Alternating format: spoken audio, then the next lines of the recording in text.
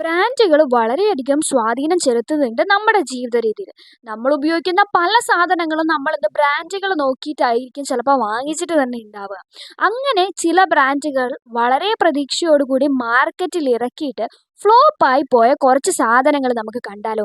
ഇതിൽ പല സാധനങ്ങളും നിങ്ങൾ ചിലപ്പോൾ കണ്ടിട്ടുണ്ടാവാം. ചിലതൊന്നും നിങ്ങൾ കണ്ടിട്ട് പോലും ഉണ്ടാവില്ല. നിങ്ങൾ വിചാരിക്കും ഇങ്ങനെയുള്ള സാധനങ്ങളൊക്കെ ഇവർ ഇറക്കിയിട്ടുണ്ടായിരുന്നോ എന്ന് പോലും നിങ്ങൾ വിചാരിച്ചേക്കാം.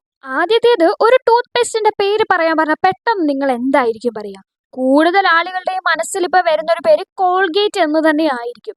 അത്രയ്ക്ക് പോപ്പുലർ ആയിട്ടുള്ള ഒരു ബ്രാൻഡ് തന്നെയാണ് കോൾഗേറ്റ് എന്നുള്ളത്.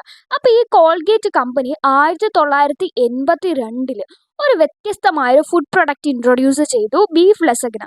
ഈ ഒരു പ്രൊഡക്റ്റ് മാർക്കറ്റ് നിഷ്കരണം തള്ളിക്കളഞ്ഞു. രണ്ടാമത്തേത് ഒരു ബർഗറാണ്. ബർഗർ ഇഷ്ടപ്പെടുന്നവർക്കെല്ലാം ബർഗർ കിങ് എന്നൊരു ബ്രാൻഡ് പറയാമായിരിക്കണം. അപ്പോൾ ബർഗർ കിങ് പുറത്തിറക്കിയ ഒരു വ്യത്യസ്തമായ ബർഗറാണ് ബ്ലാക്ക് ബർഗർ അഥവാ ഹൊളോവിയൻ വഫർ എന്ന് പറയുന്ന ബർഗർ. അപ്പോൾ ബ്ലാക്ക് കളറിലൊക്കെ ഇറക്കിയെങ്കിലും ഈ ഒരു ബ്ലാക്ക് കളർ ഡൈജസ്റ്റീവ് സിസ്റ്റത്തിനെ മോശമായി ബാധിക്കുന്നു എന്ന തരത്തിലുള്ള ചർച്ചകൾ വന്നു.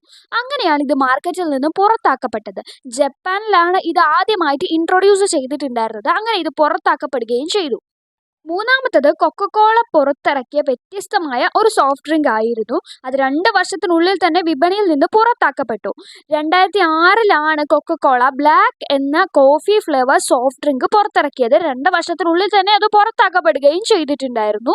നാലാമത്തെ പ്രൊഡക്റ്റ് പുറത്തിറക്കിയത് ചീറ്റോസ് ആണ്. ഒരു കാലത്ത് ലെയ്സിന്റെ ബിങ്കോയുടെ ഒപ്പം നിന്ന് മത്സരിച്ചു കൊണ്ടിരുന്ന ഒരു ബ്രാൻഡ് ആയിരുന്നു ചീറ്റോസ്. പിന്നീട് അത് സർക്കാർ ബാൻ ചെയ്യുകയായിരുന്നു ഉണ്ടായിരുന്നത്. അങ്ങനെ അവർ പുറത്തിറക്കിയതാണ് ലിപ് ബാം. ഈ ഒരു ലിപ് ബാം ചീറ്റോസ് പുറത്തിറക്കിയ കാര്യം നിങ്ങൾക്ക് അറിയാമോ എന്നുള്ളത് അറിയില്ല. എന്തായാലും ഈ പ്രൊഡക്റ്റ് ഇപ്പൊ മാർക്കറ്റിലില്ല. അഞ്ചാമത്തേത് ഒരു കുക്കീസ് ആണ്. കുക്കീസ് പ്രൊഡക്റ്റ് മേഖലയിൽ സ്വന്തമായിട്ടൊരു സ്ഥാനം ഉണ്ടാക്കിയെടുത്ത ഒരു ആള് തന്നെയാണ് ഒറിയോ ബിസ്ക്കറ്റ് എന്ന് പറയുന്നത്. പല ഫ്ലേവറുകളും ഇവർ പുറത്തിറക്കി വിജയിച്ചിട്ടുണ്ട്.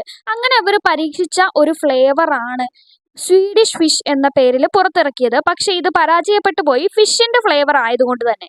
ഇന്നത്തെ ഈ ഒരു വീഡിയോ നിങ്ങൾക്ക് ഇഷ്ടപ്പെട്ടെങ്കിൽ തീർച്ചയായും ചാനൽ സബ്സ്ക്രൈബ് ചെയ്ത് സപ്പോർട്ട് ചെയ്യണേ. അപ്പോൾ bye bye guys, next video ആയിട്ട് വീണ്ടും വരാം.